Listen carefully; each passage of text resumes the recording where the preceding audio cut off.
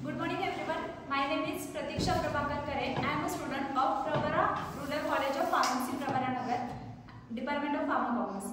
Today I am going to give a seminar on the alkaloid topic which is named as the quinine. Okay? Let me start with the topic. First, the alkaloid is a quinine. The synonym of this topic is the quinoline alkaloid or the quinine sulfate. Which synonym? Quinoline alkaloid or quinine sulfate. The biological source, it is an alkaloid derived from the bark of cinchona tree. It is an alkaloid derived from the bark of cinchona tree. Okay.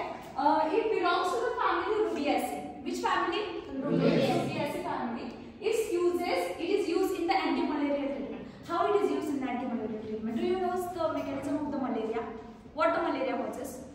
Firstly, malarial parasites interact with our body with the help of mosquito. Which mosquito? Female anaphylaxis mosquito. With the help of this, it will inject its blood into our serum. Then it will burst our RBC by the conversion of merozoites, trophozoites to hematozoites. Right? Then it will burst our RBC. When the RBCs will be burst, it will cause the infection to all our body, and it will also prevent this mechanism. Means what it causes? Quinine. First, here female mosquito. Female mosquito enters into the spores into our blood, and we are giving this quinine derivative directly into the blood. Then what it will causes? It will restrict the mechanism. It will causes the it will prevent the bursting of all the trophozoites and the bursting of RBC. Okay, understand the uses of quinine? Yes. Okay, let me move towards forward. That is, which chemical constituents are present in the quinine. Okay, cinchona alkaloid is a derivative of cinchonidine. It is a derivative of cinchonidine, in which the hydrogen at the 6th position of the quinoline ring is replaced by methoxy group. कशाने replace केलं जातं त्यांना? methoxy group. आणि हे काही chemical constituent आणि ह्या chemical constituent मुळेच आपण जे म्हणतो अँटी मलेरियल ट्रीटमेंट मध्ये यूज केलं जात आहे आणि अँटी मलेरियल मध्ये आपण याचा यूज करतो. तर कोणाच्या याच्यामुळे? सिंकोनिडिन. काय आहे त्याचा active constituent? Cinchonidine. Okay. Then we will proceed towards the biosynthesis. Biosynthesis of quinine. I will request Ankita to please proceed for biosynthesis.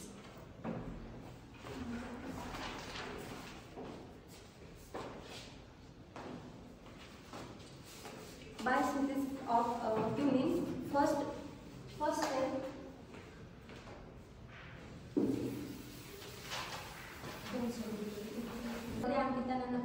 My topic quinine. Discussion information biosynthesis of quinine. First step, formulation of the streptococcus, D-tryptophan and cycloguanine undergo an enzymatic Pictet-Spellinger reaction to form streptococcus. Don't drug D-tryptophan and cycloguanine. तो enzyme reaction होऊन त्याचा product form होतं स्ट्रिप्टोसिलिन. Second step, hydrolysis and decarboxylation. Streptococcus is hydrolyzed and the resulting compound undergoes decarboxylation and deglycosylation to form carnitine. म्हणजे आपल्याला final product त्याच्यापासून final product भेटतो carnitine. तिसरी step, reduction and esterification. carnitine is reduced to dehydrocarnitine, which is then esterified by an esterase enzyme to form siliconiol. त्याच्यापासून आपल्याला product भेटतो सिलिकोनिन. First step आहे hydroxylation and methylation. Cinchonine is hydroxylated at the 6th position and then methylated by an O-methyl transferase to form 6-hydroxyquinone. Last product आपल्याला final product भेटतो quinine. Next Okay. My colleague Ankita Bagre has explained the biosynthesis of the quinine. Let me proceed towards the isolation. How we can isolate the active constituent from the raw drug? As we all know that we are all pharmacists, and we always get the drug in the form of raw form. Either it is a bark, it is a fruit, seeds, From these materials we have to isolate our drug. So this is the isolation method for the weaning. Let me proceed forward. First, powder drug plus NaOH plus calcium oxide plus water. What we have to do? Firstly, we have to take up RBF. We always does the extraction in the round bottom class. Firstly, so we take a RBF.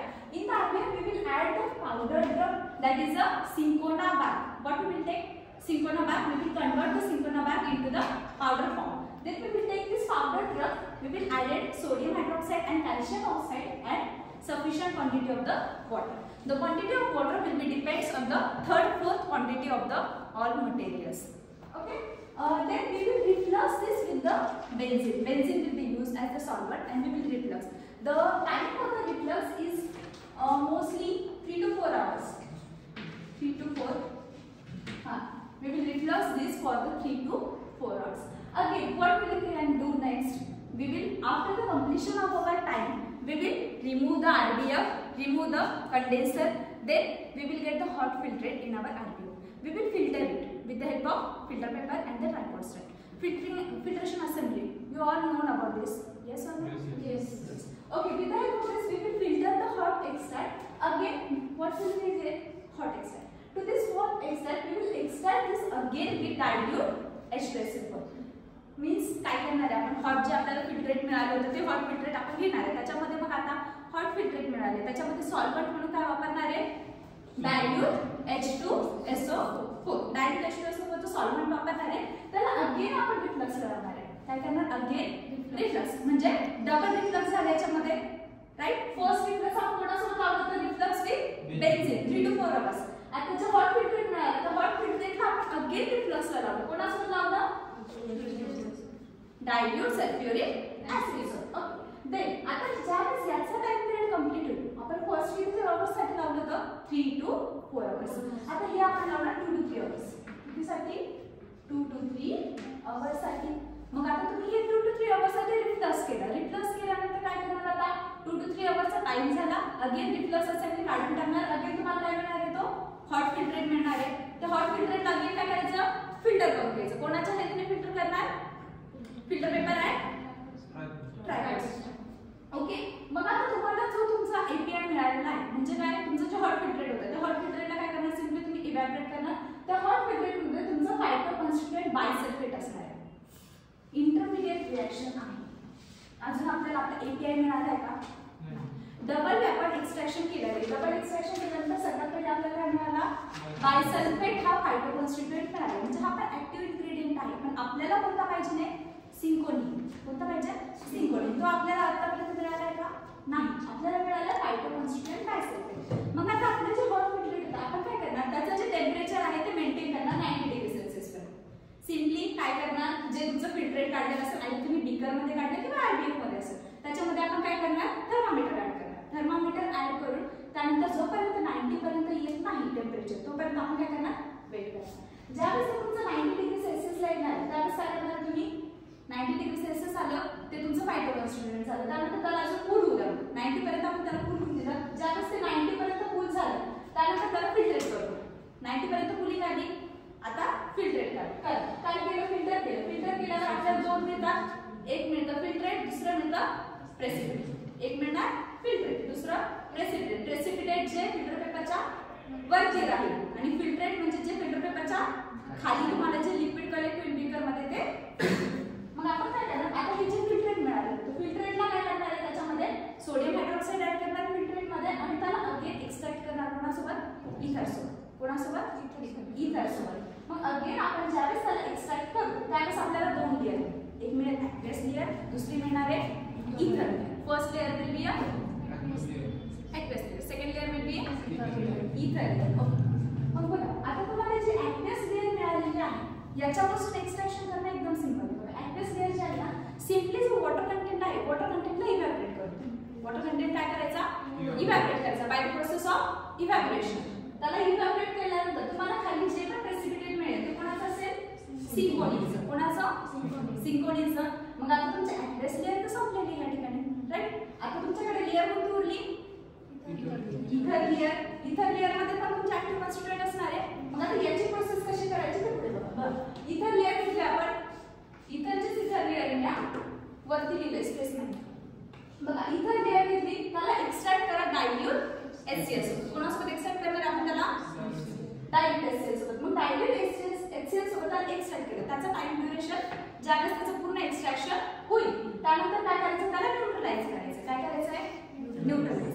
कशाने करणार आहे sodium टार्टारेट. कशाने sodium टार्टारेट. मग बघा आता मी काय केलं त्या लेअर मध्ये सोडियम टार्टारेट टाकलं. याच्यामध्ये दोन कॉन्स्टिट्यूएंट होते कोणते होते सिंकोनिडीन एक होता क्विनिडीन एक होता. मी टाकला काय सोडियम टार्टारेट. हा टार्टारेट ग्रुप दोन्ही ऍक्टिव्ह कॉन्स्टिट्यूएंटला जाऊन बाइंड झाला. सिंकोनिडीन टार्टारेट आणि क्विनिडीन टार्टारेट. मग मला असे दोन वेगळे वेगळे कंपोनंट मिळालेले आहेत. दोन वेगळे मिळाले. मग आता बघा सिंकोनिडीन टार्टारेट जे मला मिळालं त्याच्यामध्ये काय करणार HCl ऍड करणार. काय करणार HCl. मग काय होईल टार्टारेट ग्रुप निघून जाईल. टार्टारेट ग्रुपला रिप्लेस करून करेल HCl. काय आलं मग सिंकोनिडीन HCl आणि क्विनिडीन HCl. दोन्हींना काय ऍड झालंय HCl हायड्रोक्लोरिक ऍसिड. मग आता बघा इथं काय आहे हायड्रोक्लोरिक ऍसिड. याच्यामध्ये मी ऍड काय करतेय NaOH ऍसिड बेस न्यूट्रलायझेशन होणार आहे. कशाचं फॉर्मेशन करतील न्यूट्रलायझेशन मध्ये वॉटरचं फॉर्मेशन होतं. वॉटर फॉर्मेशन होऊन जाईल. हे दोघं पण न्यूट्रल होऊन जातील राईट. मग आता उरला काय माझा सिंकोनिडीन. हा मला ऍक्टिव्ह फॉर्म मध्ये जशाचा तसा मिळेल. ह्या ठिकाणी याला कोणाची अटॅचमेंट आहे का आता सेम क्विनिडीनच्या कन्सेप्ट मध्ये पण होईल HCl NaOH दोघं रिमूव्ह होतील. इथं काय न्यूट्रलायझेशनची रिएक्शन होईल. न्यूट्रलायझेशन झाल्यानंतर मग काय मिळेल मला क्विनिडीन मिळाले ऍक्टिव्ह कॉन्स्टिट्यूएंट. बघा इथे काय मिळाला क्विनिडीन मिळाला.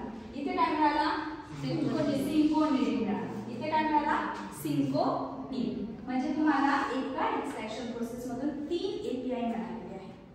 3 ऍक्टिव्ह फायटो कॉन्स्टिट्यूएंट मिळालेले. कोणते कोणते सिंकोनिन सिंकोनिडीन आणि quinidine. This is the isolation process. कळाली इथपर्यंत? येस. काही डाऊट